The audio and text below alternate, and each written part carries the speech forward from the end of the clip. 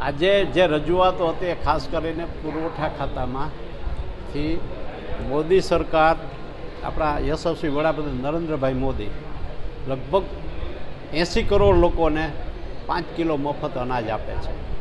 એ Covid વખતથી આપે છે અને હજી 5 વર્ષ સુધી ચાલુ રહે છે. કરોડો અબજો રૂપિયાનો સરકાર ખર્ચ કરે છે.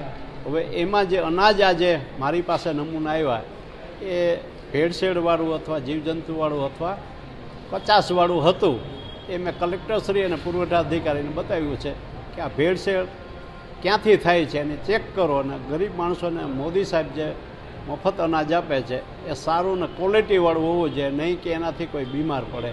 અને ક્યાંથી આ ભેળસેળ થાય છે, FCIમાં થાય છે કે સેન્ટ્રલોની જે દુકાનો હોય છે એમાં કરે છે, કોણ કરે છે? આ બધા અમે જે તે કસ્ટમર પાસેથી અનાજ કલેક્ટ કરી આવા સેમ્પલ લઈ, એમાં ચોખા હતા, ચણા હતા, ઘઉં હતા, દાળ હતી, આવા બધામાં ક્યાંય ને ક્યાંય આ ભેળસેળ હોય એવું માલુમ પડ્યું છે. એટલે ક્યાંથી ભેળસેળ થાય એના માટે કલેક્ટરને રજૂઆત કરી આનું ચેક કરો, રેડ કરો અને સારું અનાજ ગરીબ માણસોને પણ જે અનાજ સરકાર આપે છે ફ્રીમાં તે સારું અને પૌષ્ટિક હોવું જોઈએ, એમાં કોઈ ભેળસેળ ન ચલાવે.